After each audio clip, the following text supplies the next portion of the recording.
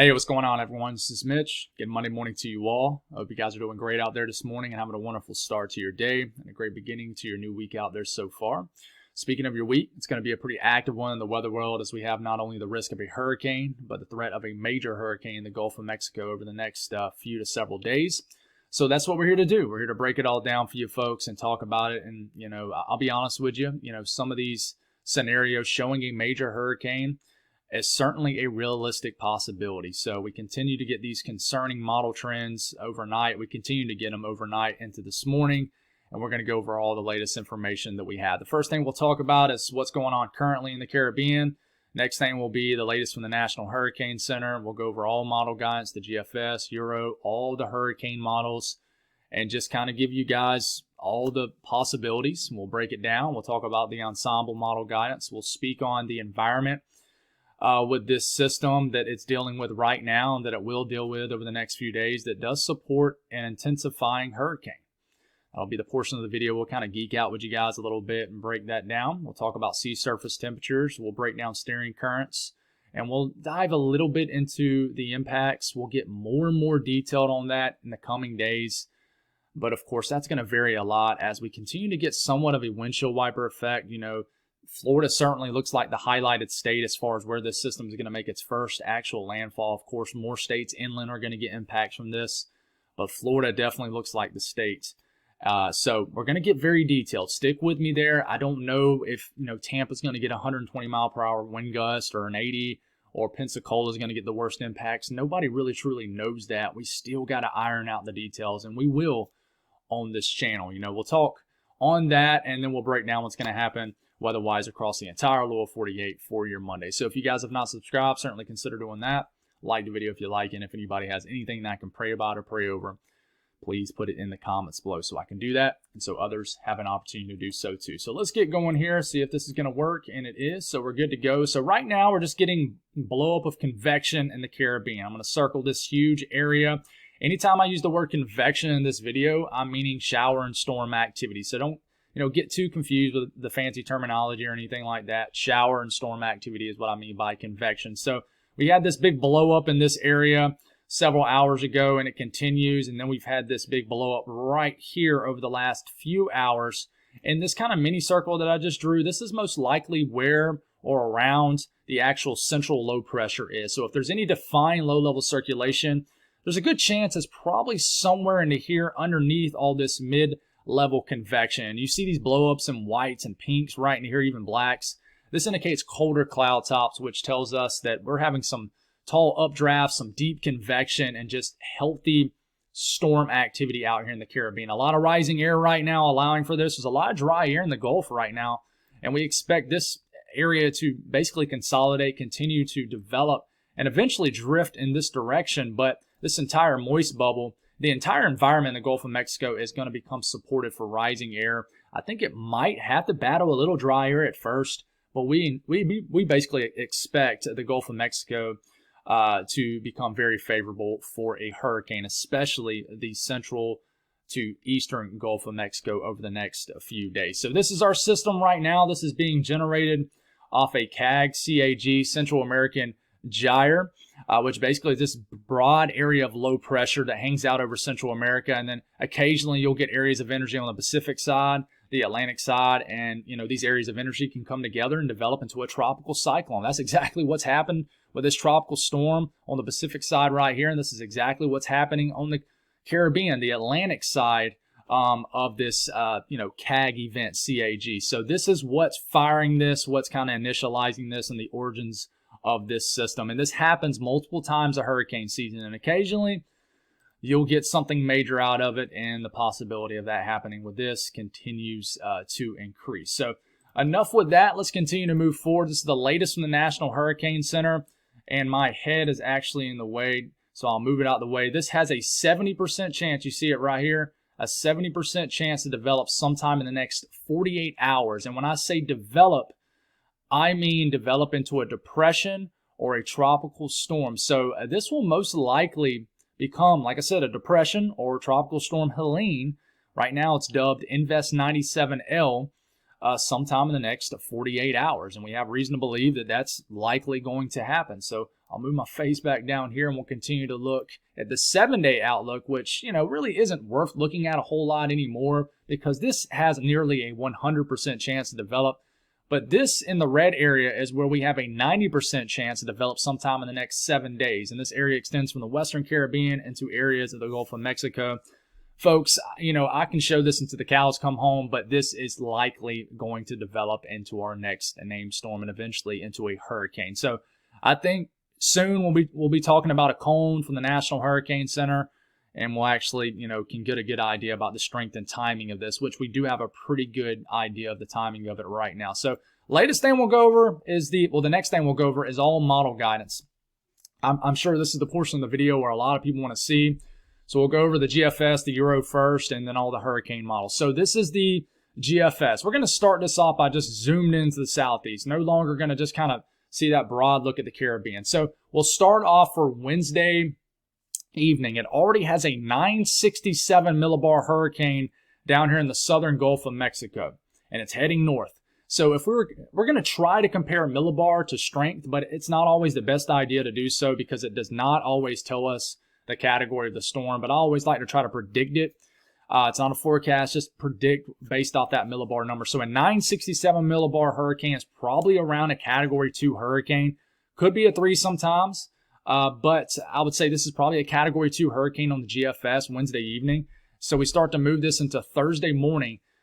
The millibar drops to a 947. And the more that number drops, the stronger this system gets. Okay, so this is getting close to a category, high-end Category 3, low-end Category 4 hurricane. Look at all the moisture getting thrown northward. There's a reason why it does that, and I'll talk about it here a little bit later in the video. But Thursday morning, 947 millibar hurricane. We take it into Thursday evening. I mean, this is in the next few days. I mean, it's Monday morning right now. This coming Thursday evening. Makes landfall into the Bend of Florida as a 942 major hurricane, Category 3 or 4 hurricane.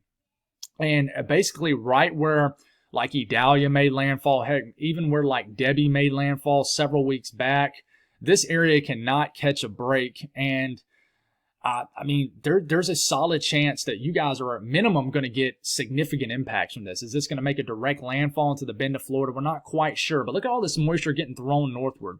So this makes landfall sometime Thursday p.m., September the 26th. And then, of course, it brings big impacts across North Florida Thursday night into the wee hours of the morning, Friday morning. Look, this thing's still a 963 millibar hurricane moving across southern and southeastern Georgia. Look at all the impacts. Man, that would be a nasty run for South Carolina. This would likely have an opportunity to cancel schools. I mean, I think it's going to cancel schools across Georgia, no doubt Florida, right? And then across the Carolinas. And then just this continues. This would definitely wreak havoc on the mountains of North Carolina and Tennessee and even Virginia. But Friday midday, we still have a tropical storm strength system up into western North Carolina. So that's the latest GFS. The Euro is the most conservative model, okay? Has a 989 millibar low down here Wednesday evening. We get into, let's just take it all the way to about Thursday, midday, early afternoon, 983 Category 1 hurricane. And eventually, as we're getting into Thursday, late afternoon, evening, this makes landfall into the Panhandle of Florida, much further west, as you can tell, as a Category 1 hurricane. That is the best case scenario, I'm thinking. I'm really thinking a Category 1 hurricane is the best case scenario we can get out of this. I no longer think that we're going to avoid getting a hurricane at all. That's just my personal opinion. But this makes landfall into the Panhandle of Florida, Category 1 hurricane, brings a lot of impacts inland, of course. This would hit, this wouldn't bring as significant impacts to like the Carolinas, more so Georgia, even into Alabama, big slingshot of moisture. And would just be a messy day of weather Friday across this entire area in green and pockets of yellow here. The Euro AI model, which is an up-and-coming model that's done pretty well this hurricane season. You know, we take it all the way to Thursday morning. We already have a 975 millibar Category 2 hurricane with plenty of water to still work with. We take this all the way to... The weird thing about the Euro AI model is it does not strengthen it much in a 12-hour... Well, that's a 6-hour period, but it moves pretty quick. I'll tell you that. It's definitely not a stalling hurricane. It's moving in and out. That's some good news from this. This is not going to be a stalling situation. It's going to get pulled up by an upper level low to the northwest. But this makes landfall as a 973 millibar, category 2-ish hurricane or so, Thursday evening, the 27th, right into the northern sections of the Bend of Florida. So that would bring hefty impacts. Okay, I would say that that's kind of a middle ground scenario right now. Now let's go over all the hurricane models. All right, let's see if we have any of the newest models up. We do not. Still the ones from overnight. So these are quite concerning. We'll start off right now. We're going to kind of move through this pretty quick. We get into Tuesday morning. All right, this is about a tropical storm tomorrow morning. If you're wondering what this landmass is here, and this is the Yucatan, this is the western sections of Cuba. It already has just about a major hurricane splitting the gap between the Yucatan and Cuba. Wee hours of the morning Wednesday. Here, under the next 48 hours, the H-Wharf hurricane model has a major 957 hurricane splitting the gap and getting into the Gulf of Mexico with plenty of water to still work with. It drops this all the way down to a 938 millibar category 4 hurricane, give or take a category. Okay, it strengthens this. This is one of your worst case scenarios. It strengthens this into a 922 millibar. This will be a category 5 hurricane into Thursday afternoon, and then makes landfall into the Panhandle, northern Big Bend of Florida there. That would bring devastating impacts. That's like a Hurricane Michael scenario, except obviously a little bit further east. Yeah, so that's a bad scenario. Look at this northern eye wall. This would cause devastation. And then, of course, this would move inland, bring all kinds of impacts into Georgia, South Carolina, and Georgia. I just said Georgia twice. Alabama, Georgia, and the Carolinas, up into Tennessee, into the Alps. Okay, the HMON model. What does this show? Okay, look how that millibar is deepening. It gets to the gap right here. Not quite as crazy strong as the H-Wharf model, but still a category 2 hurricane. Very large hurricane, by the way. We take it into Thursday morning. It drops this to a 927 millibar category 4 or 5 hurricane. Huge hurricane too, guys. Then we get into Thursday early afternoon. It's still well off the coastline. The HMON model bottoms this out to the 9 teens, sub 920 millibar low. And it gets it to a 909 millibar low pressure. That seems a little unrealistic, maybe a lot, but it makes a landfall north of Tampa into this area and brings devastation. This would bring a catastrophic storm surge into Tampa Bay. I mean, there's no other way to put it if something like this was to happen. And then this brings devastating impacts across northern sections of Florida. And I hate to use these really fearing words, but I think this has the possibility to become one of the worst case scenarios. I really do. And then, the HMON model, rides this really far east, slams South Carolina and Georgia and brings impacts throughout the Carolinas. All right, the HFA model. Make sure this is the A and not the B. Yeah, HFA model. Okay. Usually the HFA and the HFB model are more the conservative hurricane models. Looks kind of weird, but there's nothing conservative about a major hurricane already splitting between Cuba and the Yucatan Wednesday morning. So it already has a higher end scenario, and it strengthens this Thursday morning into a 923 major hurricane, makes landfall right into the Panhandle, northern Big Bend area. Sometime Thursday afternoon. And folks, I'm going to start to mention town names, city names, things like that into Florida, probably in the next couple videos. I'll have to pull up my Google Maps and do it that way, because there is a couple areas in the Panhandle of Florida. Some of these names are kind of hard to pronounce. I'm sure I'll butcher a few. I'm good to do that a couple times during breaking down these tropical systems. But the HFA model, worst case scenario. I got to stop saying worst case scenario, because we truly don't know what the worst case scenario is until we see it. Anything can get worse. We category 5 hurricanes, obviously a worst case scenario, but you can have like 185, 190 mile per hour category 5 hurricane, which is like a souped up category 5. So I would say the HFB model is the most conservative one as far as the early stages of the system. It has about a category 2 hurricane still, though, splitting the gap here, but even this deepens rapidly and then ends up being one of the higher end scenarios off the hurricane models, and makes landfall basically right where the HFA model makes landfall, sometime Thursday as a category 4 or 5 hurricane, and then moves inland, rides up the Georgia, Alabama line, brings all kinds of impacts. So, You know, we got some model runs hitting the Panhandle, some are as far south as just north of Tampa. Okay, so pretty wild stuff, right? So let's look at the this is the GEFS ensemble model guidance, okay? This makes up 21 members, and in this case, all 21 members most likely form and throws it all in the output for us. Okay, so I just gone and ran this through the entire life of this system. So what do we take from this? Well, it really likes Florida. Okay, whether it's the Panhandle, the Bend, or just the west coast of Florida, it likes this area right here. But that is still a pretty wide area, right? We got a couple stragglers that are still, you know, trying to hit Mississippi and Louisiana, but it really likes a landfall in Florida as a strong hurricane. So, you know, you got that. You know, you continue to move forward here. Let's actually look at the 06Z. I mean, that might has ran a little bit. Let's see what we got here. And we're 90 hours out, so we might have the completion. And we do. Awesome. We have the completion of this run, so we can zoom in. Let's see what the new information shows. Kind of the same thing, guys. You know, just the Panhandle. I would show more.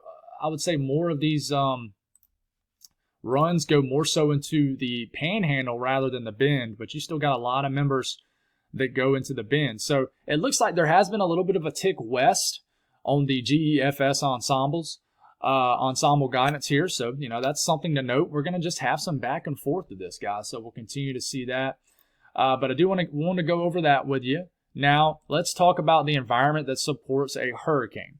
Sea surface temperatures, go on and check that off the box as an ingredient that supports a hurricane. I know this is in Celsius, so you're seeing a bunch of 30s and 20s.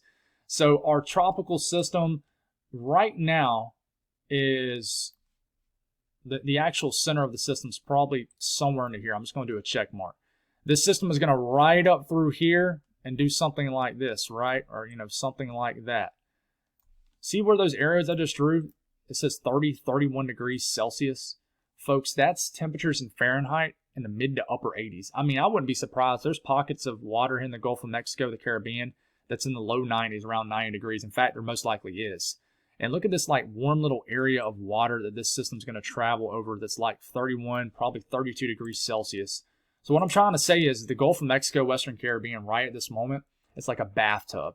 I mentioned this in last night's video. I went down to the Panhandle one time a couple years ago, chasing a tropical system. It was mid-August, and I put my foot in the Gulf of Mexico and the Panhandle of Florida, and I was actually shocked at how warm and almost hot the water was down there. And I know that's probably a normal thing for you locals down there. Like, man, that's just normal. But it was just wild to me. I was like, no wonder why these tropical systems blow up in the Gulf of Mexico.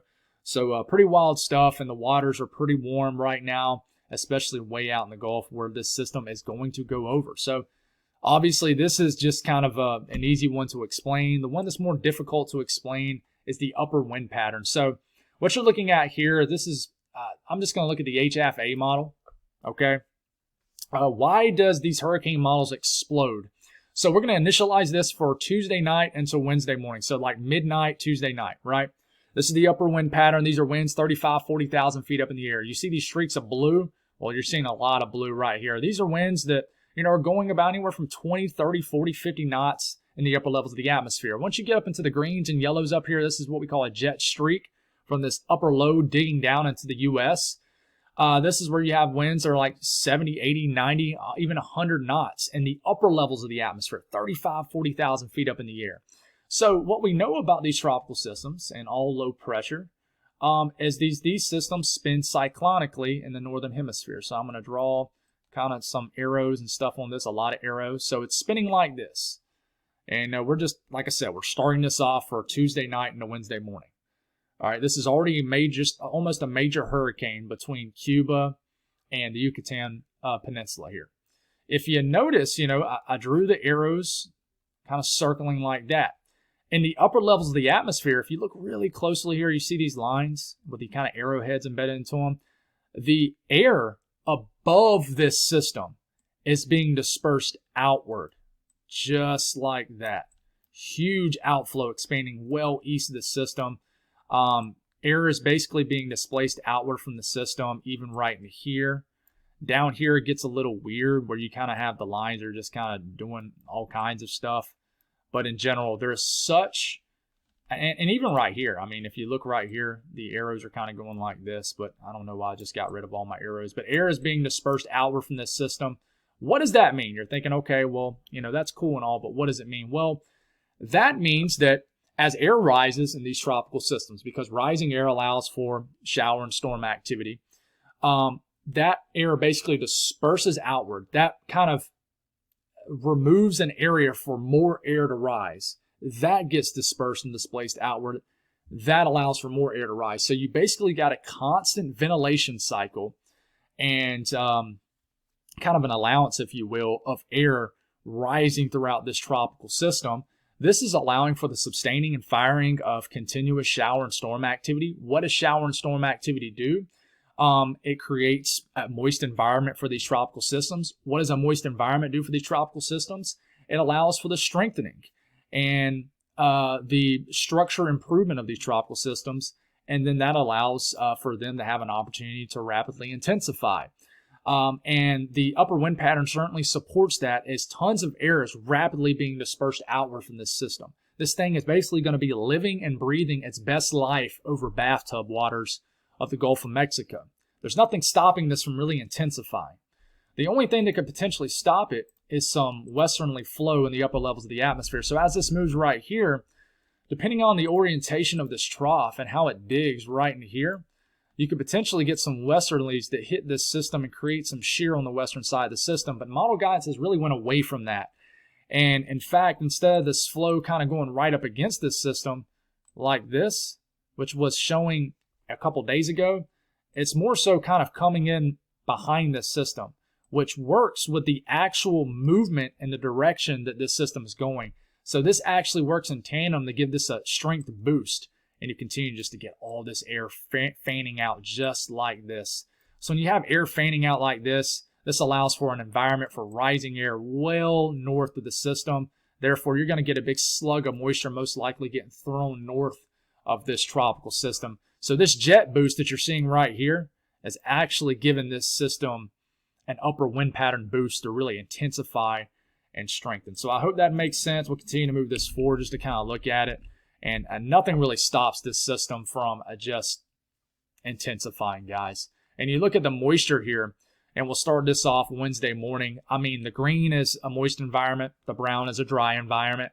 And this thing is not only cocooned really close to the low-level circulation, which is around this L, but it is cocooned hundreds of miles away from this system. This tells us that the environment is just outrageously supportive for moist air, therefore just a strengthening tropical system. Now, the structure of the system could get a little bit different once you get into the eastern and northeastern Gulf of Mexico, as there, regardless of the flow in the upper levels of the atmosphere, there's still a lot of dry air. Still a lot of dry air on the western side. It's just, here it comes trying to get tucked into the actual cyclonic flow of the system. It's just at this point on most model guidance, this is so cocooned by a moist environment, so protected by intense convection because it is a strong hurricane, that this dry air is not even going to come close to getting wrapped into this system in time to really weaken this. And one thing to note is, look at this big slug of moisture getting thrown to the eastern, northeastern, and northern side of this system. This has showed for days. So we're going to get this huge push of moisture into this area well north and well away from this actual tropical system. So, if you, for example, in Georgia, areas of South Carolina, there's a lot of areas that, have not gotten a lot of rain lately. I don't think we've gotten a full-fledged washout of rain here in central South Carolina. I don't even remember. But this is going to dump a lot of rain for a lot of areas that maybe has missed out on the rain lately across the southeast. It's going to, fall fast and heavy and hard. So this dry air is just not going to make it. Big slug of moisture, though, because there's so much divergence. There's so much air being dispersed away from the system right here. This is going to create an environment for rising air and just an environment that supports tons of moisture out ahead of this system. All right, so we continue to move forward here, and we'll look, we're starting to get away from discussing steering currents because even though we're still getting a windshield wiper effect, we're no longer getting solutions that are showing Texas all the way to Florida. This is really starting to get narrowed down to either the panhandle of Florida or either the bend of Florida or just the flat-out west coast of Florida. Okay, but really the panhandle and the bend is the two areas we're really watching. So flow around these features that I'm going to draw on. For example, the orange is ridging, ridge of high pressure. The blue is low pressure. It's a trough of low pressure. It's a tropical system. It's just low pressure. Flow around ridging in this kind of orange salmon color goes like this. This is how the flow is going to go. Just like that. Flow around low pressure goes like this. Okay, in this case, this is exactly how it's going around this little upper low feature. And then here's our tropical system, of course. The flow around our actual tropical system is going cyclonically too, just like this flow around this. So kind of three things here. One thing is the stronger a tropical system is, the more it wants to fight and go north and gain latitude. So that's exactly what our system is going to do over the next couple days. Okay, we explained that. That's pretty easy. Stronger a low pressure, the more it wants to get north. Gain latitude, go north. Okay, we got that. That mixed with the fact that this is going to be moving into this direction, you got a flow around this little upper low feature that is going to actually help pull this system into this little corridor right into here. Okay, then you got a flow, so check that off the box. That's two. The third thing is a flow around this ridge right here going just like this. So what is this going to do? This is going to help yank our tropical system this way also. So that's why some model guidance pulls this into Georgia and then actually kind of yanks it back west, is because you got these like gears in the upper levels of the atmosphere steering this. And, you know, this flow around this ridge and the flow around this upper trough are working in tandem to pull this right into Florida and then yank it inland. So that's exactly what it does. And in fact, this low just fully attaches to this low, which is going to be Hurricane Helene. And check this out. It just gets yanked in, and then it just kind of weakens. Okay, gets pulled in. So pretty wild stuff. Now, I would watch if this kind of ridge weakens. If the ridge weakens right in here, okay, this would get yanked a little bit further east. I would watch that. In fact, if you back the runs up, check out this east trend inland on the GFS. That is a pretty big tick. Well, that's a pretty big tick east over the last few runs. So that's something to watch, because if this somehow splits over north, and it could happen. I know I got people tuning in from the Mid-Atlantic and Northeast too. If this somehow splits over Florida and then gets back off the coast of the eastern U.S., then it could bring a lot more impacts across the eastern seaboard. So that's steering currents. We're starting to get a lot more agreement. Now, talking about impacts, I want to show you, obviously, this is a map of Florida and surrounding states. I do not know how strong the winds are going to be for your specific area.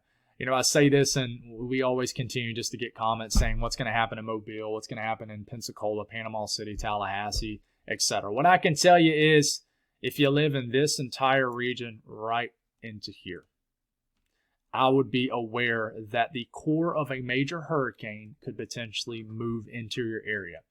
Of course, I would say the main focus is probably going to be more so into this region.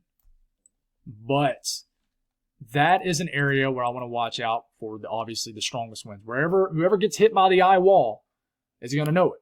You're going to have the potential to get catastrophic winds if this ends up becoming a major hurricane. Now, you know, rain, guys, I mean, you know, rain's kind of a situation where, you know, I think everybody will get something. The whole entire state of Florida will get several inches of rain, most likely. Obviously, the Panhandle will get the most rain right into here. And, you know, and then you move up into Georgia. Georgia's going to get a lot of rain. So, and then we just kind of take a broad look at the entire southeast, folks. I mean, a lot of rain has an opportunity to form. I mean, look at this light little comma head where the moisture gets kind of slung all the way up into Arkansas and Missouri. So a lot of rain has an opportunity to form. I mean, to fall out here because of this system. So that's an update on the tropics. We'll have you another update tonight. I got you covered. And just follow me on Facebook, X, if you have social media. I pump out updates all day long when we have a significant system like this on the horizon. So as far as what's happening back across the lower 48, we got a lot of shower and storm activity across Texas, Oklahoma, certainly in Missouri too.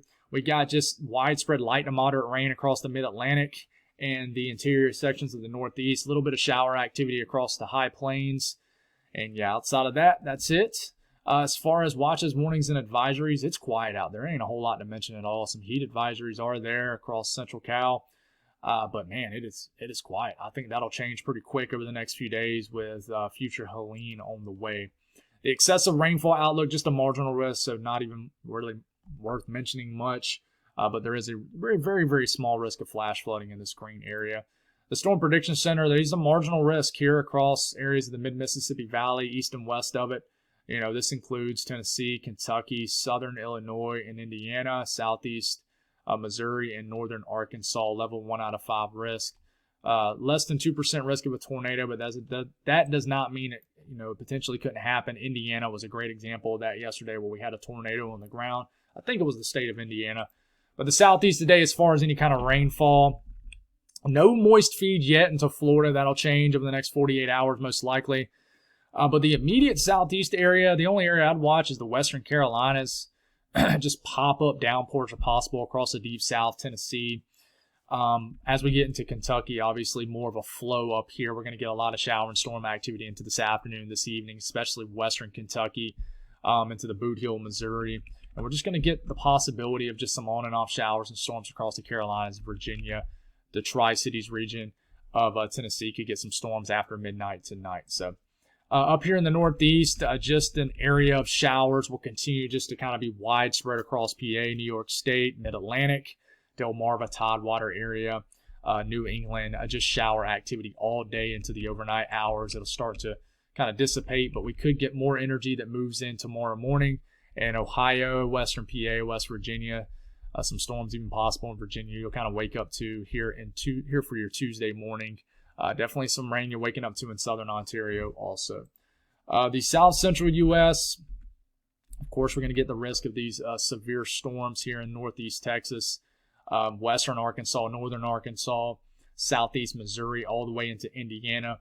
We'll have some storms this afternoon to this evening that could hit strong to severe limits, and some more that could actually form later tonight and plague areas of like eastern Missouri and western Illinois into the overnight hours. So we'll watch out for that.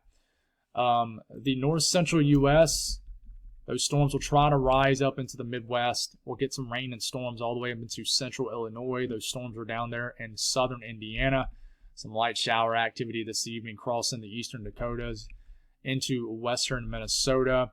And then we're waking up tomorrow morning to a lot of activity across Ohio, Illinois. Storms, downpours, heavy rain as possible. Some rain could reach you guys Tuesday morning in Chicago, also even Cleveland, Detroit. So we look out west. Quiet weather day. Nothing really expected. Not a whole lot to talk about. It's just not a whole lot going on out here. So enjoy your day. Temperatures are kind of getting beat down a little bit more comfortable in like Dallas, Fort Worth. Fall looks, to be flexing its guns a little bit across the middle of the country, but the southeast still very hot and humid, 80s and 90s. A little bit of a cold air damming situation, kind of oozing down all the way down to like North Carolina, so temperatures might not be as hot today in North Carolina. The northeast, 60s, 50s, so definitely kind of more of a fall-like day. Out west, not overly hot anywhere. It will be pretty warm. In Central California, some heat advisories are up, but not too bad really anywhere. That's all I got, guys. Thank y'all for tuning in. God bless all y'all. Tune in tonight. I'll get you another update, and I got you covered. God bless.